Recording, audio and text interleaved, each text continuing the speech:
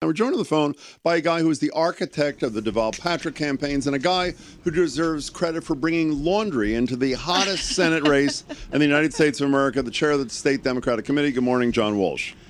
Jim, I was going to bring up your laundry, but I'm glad you took the uncomfortable slot. Let me Marjorie, tell you, you're going to do anything about his laundry? Well, being an honorary girl myself, I fold it every morning, John. But you apologize for this remark that's getting all the play, John. But what were you thinking? And where's Mrs. Walsh on this issue? That's what I want to know. Where's Mrs. Walsh? Mrs. Walsh loves me, and she's not surprised when I say something stupid. So I'm glad that other people are surprised, and I'm very grateful. So my statement on this is the same statement as yesterday. And the weather is really hot down here in Charlotte, right? Is that your excuse, John? Heat exhaustion went to your head. I just want to We should say, by the way, hey, John, before you go ahead, we should just say, for those who are not familiar with this, who just tuned in, you were speaking yesterday to the Democratic Breakfast, the state delegation. I was. You were referencing the ad that we've all seen 10 million times with Scott Brown in the house folding laundry kind of thing, and you were saying essentially it made him an honorary girl, and then soon thereafter you apologized for your remark. But go ahead, John, I'm sorry. It was a brilliant statement. It just went like 3 words beyond where the period was supposed to go. But by the way, last time you guys were, I think it was Denver I did with you. These guys have luxury here. You guys should have come down. Was it the last better? place. Oh, the last time it was so tight, and but this is really beautiful. Yeah. Now, John, I just have a few more girly questions because I am a girl.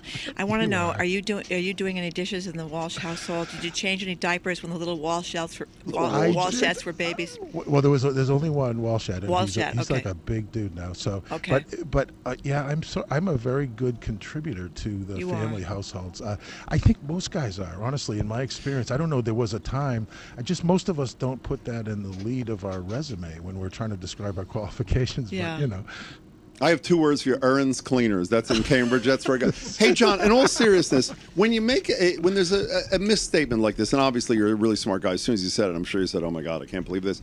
What happens? I mean, do you get a call from somebody in the Warren campaign? I'm serious about this. No. What happens next when you realize you went a bridge too far? Well, no, I don't get a call from the Warren campaign. I have really great people sitting around with me that are very quickly conveying, like, did you have your eggs this morning? So, no, honestly, as you know, my favorite media trainer in the world, Larry Cartman, is not here in Denver, but we love Larry. he was he and I were on the phone quickly and said, well, you know what to do. Yeah, do what you know. Apologize. That was stupid. Okay, so I'm going to ask political questions. Marjorie's going to ask the ironing questions. That's how it's going to go for the next couple of minutes. Because I'm the honorary girl, Jim. Now, the interesting, Massachusetts has a ton of people speaking at this convention, starting with Deval Patrick tonight, and Curry on Friday, Menino, Barney Frank, etc. But interestingly, the highest profile appearance is not by an elected official. It's by Elizabeth Warren tomorrow night. When I was speaking to lots of national political people yesterday, they're saying it wasn't just to give her a lift back home against Scott Brown, but because nationally she's the darling of the left in the Democratic Party. I mean this seriously. Other than donors, who even knows who Elizabeth Warren is beyond our borders, John? The very large number of people who read her books, and the people who used to watch Dr. Phil. She's Elizabeth Warren, which I have to concede I didn't know until she started talking about the Consumer Financial Protection Agency. But if you haven't read her book, it's really interesting. And as a middle-class family, I wish I read it a little bit earlier in my financial planning thing. She really gets what's going on with families in America, and not only the mechanics of how these families get into the mistake, but how the system is sort of rigged to stick it to people that are trying to make it better. And I think that's really during all that effort, all the individual interviews that she did for the research of her book, that's where she got the grassroots skills that are just astounding. That's when she used to do interviews. Is that correct, John? Yes, she does interviews. She does, yeah, I'm told. But other than Rachel Maddow, I mean. You know something, John Walsh? This is Elizabeth Warren. Her politics and her ideas about the middle class, I am totally with. Yep. But I was telling Jim this before the show. I was at a gathering last night full of liberal Democrats, all your people, John. Yes, I love them. And everybody there was saying the same thing. She pulled a fast one on using her Native American connections to get jobs. I mean, it is obvious to everyone. She's not admitted that. that, it's clear to everybody who looks at this, it's clear to me looking at the record, this is really going to hurt her enormously, the idea that she pulled a fast one here to get jobs. Even though we all know Harvard says it isn't true, it's pretty clear, the circumstantial evidence is pretty overwhelming. Even though George Bush's legal counsel swears an affidavit that it's not true. I get it. Listen, people are this is a story that people have heard about, and you know what the thing is they've sort of sorted through and decided it's not the most important thing. They're more worried about, putting their kids in school, or they're worried about when Scott Brown gets to Washington and casts the vote to give Mitch McConnell the gavel, and then the far right-wing agenda in Washington gets another piece of power. That's the kind of thing that people are really focusing on. But John, for someone who does campaigns for a living, you, in addition to your, real job, your day job kind of thing. I was going to say, I'm actually an insurance guy. I know you are. What's the name of the insurance company? We'll help you out after your faux pas yesterday. What's the name of the insurance company? You want protesters in front of my office? What are you talking about? Hey, John, in all seriousness, what a lot of people are saying, I know you'll at least say privately, and I hope you're honest enough to say publicly, in terms of campaign stuff, Brown's response to everything is like in a nanosecond. From Todd Aiken calling for him to resign, and you can say, what Brown's position on the Blunt Amendment is, and I think that's legitimate, to even that little cab driver who was yelling at the videographer on Martha's Vineyard or whatever it is the other day for the Brown campaign. What does Brown do 2.5 seconds later? Fires out a letter to the selectmen on Martha's Vineyard in Nantucket saying, please don't fire the guy, give the guy a break, it's a tough economy. And Warren, at least to almost everybody with whom I speak, objective people, and again, Marjorie's liberal friends, say the Warren campaign is so slow off the mark. Isn't that a fair accusation?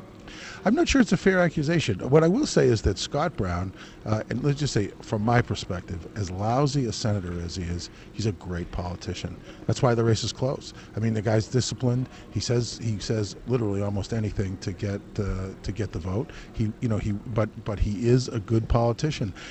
Let me tell you, and so you bring and up. And she's not as good a politician. Is that what you're saying? No. So I was going to say, because you bring up my hobby that's turned into something a little bit more encompassing.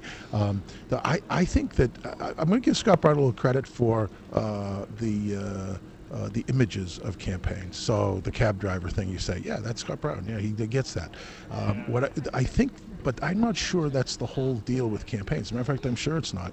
I think on the substance of issues, Scott Brown is way off. That's really important in campaigns. I know it's not fun and it's not kind of things, but voters really care. They like women. They do care about equal pay, and they scratch in their heads. They're not worried about how quickly Scott Brown responds to the cab driver. No, but John, when they hear the darling of the left in America, Barney Frank, and I'm sure we'll hear him during the campaign saying, if it were not for Scott Brown, Dodd-Frank financial services bill would not have become law. They're not going to let him say that, Jim. I'm talking about an ads. I'm not talking about or whether it's don't ask, don't tell. The reality is the guy, he's not your cup of tea, but he has done what he said he'd do, hasn't he? He basically, when he considers it appropriate, he votes with the Democrats, often decisively, no? When he thinks it's opportune, he does, right? Listen, I'll stipulate to some things here. He's a good guy, right? People like him. He's he looks good in a truck and a coat. I mean, he dresses up like a carpenter very well. All that kind of stuff I want to give him. He's a good politician. But the difference is, and listen, I'll give you this, Jim, because this is your point, I think. Every once in a while, he's going to cross the line and give a vote that I'm in favor of. Yeah. Like, don't ask, don't tell. He votes to get rid of it. Now, my Democrat in me wants to say, yeah, when it doesn't matter. But I'm going to give it to him. But when women are focusing on what's going on in Washington right now, they don't need someone who's going to be with them every once in a while. By the way, they need someone who's going to be with them all the time. And when seniors and Medicare issue comes up, they don't want someone who's going to cross the aisle occasionally. They want someone who's going to be fighting for them. And when students, and he's voting to cut Pell Grants by 15%, and he's voting against the expansion of student loans, and on and on and on, against summer jobs. Yep. They need somebody who's not going to be with them occasionally. They're going to need someone who's going to be there every day. We got to go. Just one quick thing is Brown has requested you deliver his shirts to Rentham. Yeah. If you can. John's on the record. Doing dishes, doing diapers, and folding laundry. Manly men can do that too. Correct, John Walsh? That's right? Absolutely. Okay. John Walsh, Chair of the Democratic State Committee. John, we really appreciate your time. Enjoy the week.